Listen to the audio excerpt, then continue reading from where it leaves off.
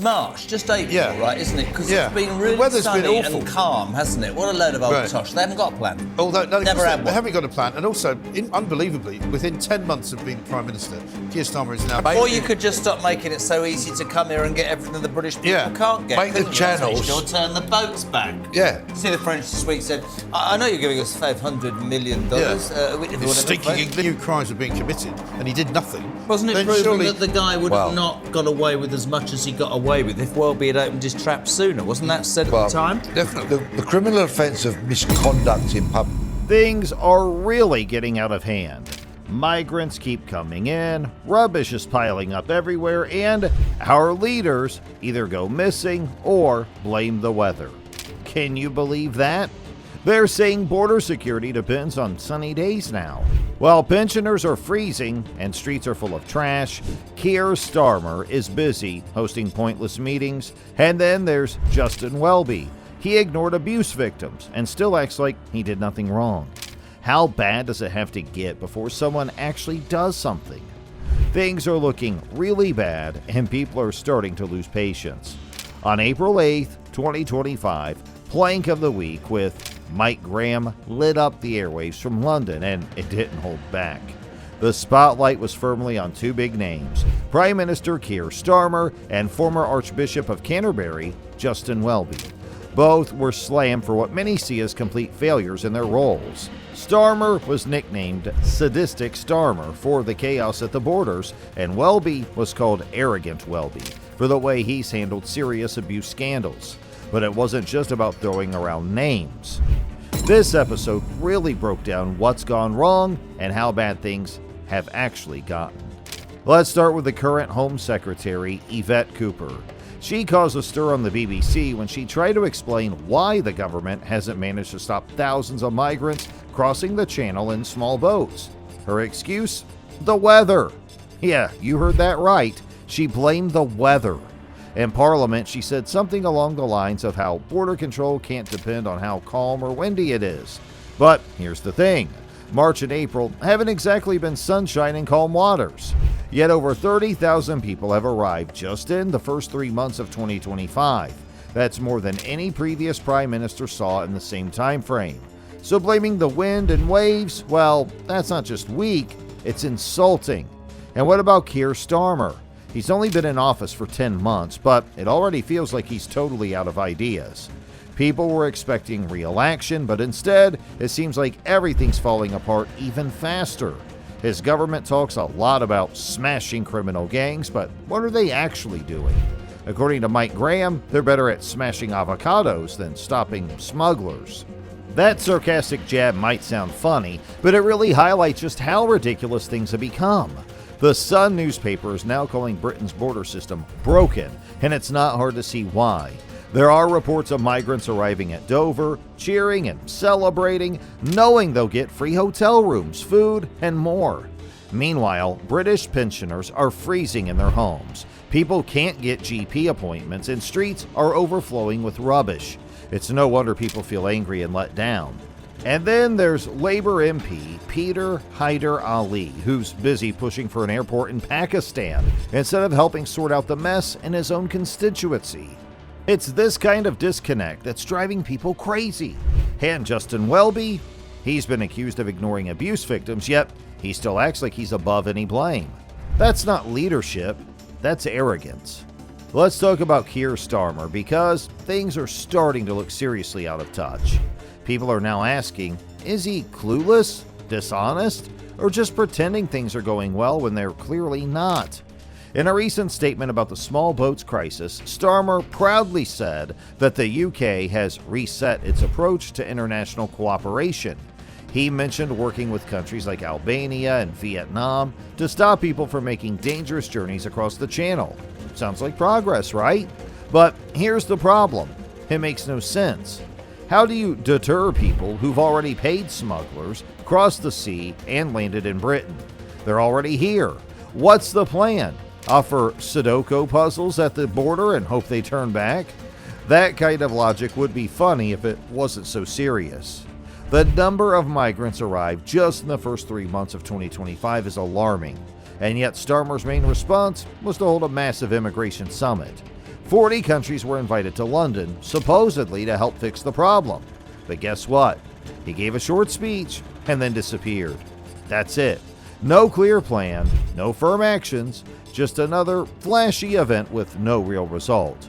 One commentator even joked that it was the only immigration summit where the UK might have ended up with more migrants than when it started, because many of the foreign reps brought along family and aides, as if we didn't already have enough strain on housing and services. Then there's Starmer's bizarre decision to shift focus to a Netflix show. Yes, a Netflix show. Instead of staying on the immigration issue, he turned his attention to Adolescence, a series he thinks should be shown in schools, despite being rated 15. That means kids aren't legally allowed to watch it without their parents' permission. How does that help pensioners who can't afford heating, or families stuck in emergency housing? And don't get us started on his so-called breakthroughs. He mentioned the arrest of a man in Amsterdam who had some boat parts. What does that even mean? A rope? A motor? Someone else was arrested in Hertfordshire with 200 cream eggs. Yes, cream eggs. Are we supposed to believe that's cracking down on trafficking? Meanwhile, France, which has already received £500 million from the UK to help stop boat crossings, is now asking for even more money. And for what? Migrant numbers keep rising, and the French seem to be doing very little in return. The real cost of all of this? Broken public trust. People are fed up. Schools are overcrowded. Hospitals are stretched thin. Public services are falling apart. And while Starmer talks about fruitful partnerships, ordinary Brits are left wondering, when will someone actually stand up for them? Hey, let's get real. If weather is being used as an excuse for weak border control, then something is seriously wrong. There was even a sarcastic suggestion going around. If climate change is such a big factor, then maybe we should just stop all the net zero plans, pump more carbon into the air, and let storms blow the boats back. Sounds ridiculous, right? But that's how absurd things have become. Instead of fixing the system, some would rather blame the wind. How about a simpler idea? Just stop the boats before they land, or make Britain less of a magnet for illegal crossings. Right now, people coming here illegally are getting access to support and services that many struggling British families can't even dream of. And that's not just unfair, it's a broken system. And while all this chaos is happening, what's Starmer doing? He seems more interested in attending fancy international events than doing the hard work. He's been in charge less than a year and already acts like he's running a royal tour. Lots of summits, speeches, and smiles, but not a lot of action. Meanwhile, let's shift to something even more outrageous. The Labour MP who represents Birmingham recently caught everyone's attention, but for all the wrong reasons. His city is drowning in garbage. We're not talking about a few uncollected bins. We're talking rubbish stacked 5 feet high and stretching 50 feet down the street. Rats the size of cats are roaming freely, and the smell is so bad that families are keeping their windows shut, even in the middle of spring. This mess has been building up for more than 3 months thanks to the ongoing bin strike that started in January. And yet, what does the MP care about most? Building a brand new airport in Pakistan. Yeah, really. He says it's too hard for people visiting family there to drive 3 hours to the newest airport. That's his priority, not the massive rat problem or sky-high council tax hikes in Birmingham, which are the worst in the UK. And he's not alone. Other Labour MPs like Stella Creasy are backing this idea. They're fighting harder for a new airport in another country than they are for fixing the streets on their own. Tory MP Robert Jenrick called it what it is: nonsense. He told the MP, "You're an MP for Birmingham, not Mirpur." And he's right. The residents of Birmingham are watching their streets fall apart while their MP talks about airport runways 4,000 miles away. Even Lee Anderson stepped in, saying it best. We've got Labour MPs pushing for an airport in Pakistan while rats are having a party in Birmingham. There's something seriously wrong when someone in charge of a huge institution fails in a major way, and instead of stepping back, they keep showing up on national TV like they've done nothing wrong. That's what's happening with Justin Welby, the former Archbishop of Canterbury. He held one of the most important roles in the Church of England. But while he was in that position, multiple reports say the church let known child abusers keep working around kids. One man in particular is believed to have abused at least 130 children. Yes, 130. That's not just a small mistake. That's a massive failure to protect innocent children.